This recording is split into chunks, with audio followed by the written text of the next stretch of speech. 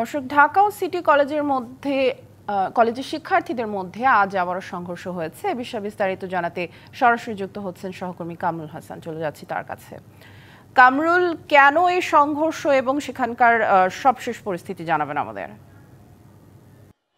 সামিয়া, বেলা ঠিক 12টার কিছু সময় পরেই ঢাকা কলেজ এবং সিটি কলেজের যে শিক্ষার্থীরা রয়েছেন তারা দুপক্ষের একটি সংঘর্ষে জড়িয়ে পড়েন। সংঘর্ষে জড়িয়ে পড়ার পর কিন্তু এই নিউ মার্কেট সায়েন্স ল্যাবের যে এলাকাটি রয়েছে সেই এলাকাটি একেবারেই থমথমে পরিবেশ বিরাজ করছিল। তবে এখন কিন্তু যান চলাচল কিছুটা স্বাভাবিক রয়েছে। নিশ্চয়ই দেখতে পাচ্ছেন পুলিশের ব্যাপক প্রস্তুতি কিন্তু এখানে আমরা দেখতে পাচ্ছি। এই মুহূর্তে পুলিশ সদস্যরা যে সিটি কলেজের যে গেটটি রয়েছে ঠিক সেই গেটের সামনে তারা সতর্ক অবস্থান নিয়ে রাখছেন। আমরা দেখতে পেয়েছি কলেজের যে গেট রয়েছে সেই গেটের ভেতর থেকেই কিন্তু পুলিশ সদস্যদেরকে লক্ষ্য করে ঢিল ছোড়ার ঘটনা এখানে ঘটেছে।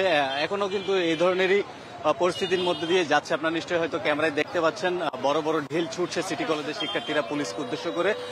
পাল্টা জবাবেও আমরা দেখতে পেয়েছি পুলিশ সদস্যরা সাউন্ড গ্রেনেড নিক্ষেপ করেছেন। এই মাত্র একটি সাউন্ড গ্রেনেড নিক্ষেপ করে আসলে তাদেরকে ছত্রভঙ্গ করার চেষ্টা করছেন পুলিশ সদস্যরা এবং তাদেরকে আসলে যে কলেজের যে গেট বা তাদের যে স্থাপনা রয়েছে আসলে প্রবেশ করিয়ে দেওয়া হচ্ছে।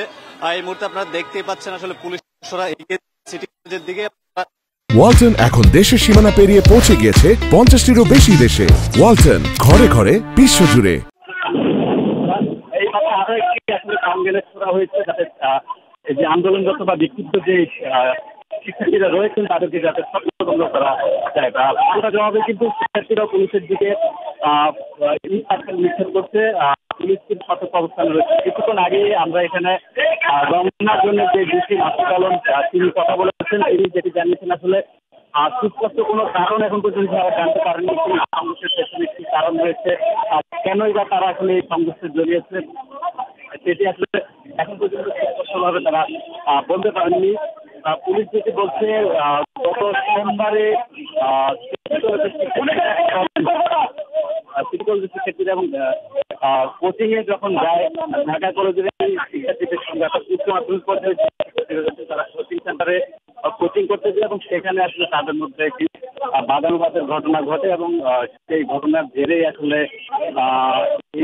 এখানে যে আজকে আসলে এটি চলে এই আজকের দিনে আসলে এই ঘটনাটির রেশ এখনো রয়ে গেছে এবং সেজন্য তারা এর প্রতিপক্ষ অর্থাৎ ঢাকা কলেজের যে শিক্ষার্থীরা রয়েছেন তাদেরকে পেশি শক্তি দেখানো বলা যেতে পারে, সেটি দেখানোর জন্য তারা আজকে কিন্তু এই রাস্তায় নেমে আসলে তারা বিপক্ষ আসলে বিবাদে জড়িয়েছে। আমরা যদি দেখাই সতর্ক অবস্থানে কিন্তু পুলিশ সদস্যরা রয়েছেন এবং রমনা জোনের যে ডিসি মাসুদ আলম তিনি বলেছেন যে ইতিমধ্যে কিন্তু এখানে 100-রও বেশি পুলিশ সদস্য দায়িত্ব পালন করছে। পাশাপাশি তাদের রিজার্ভ প্রস্তুতি। কামরুল, আপনি সেখানে সাবধানে থাকবেন। আমরা দেখছিলাম সেখানে উত্তেজনাকর পরিস্থিতি বিরাজ করছে। ধন্যবাদ আমাদের সাথে যুক্ত হওয়ার জন্য।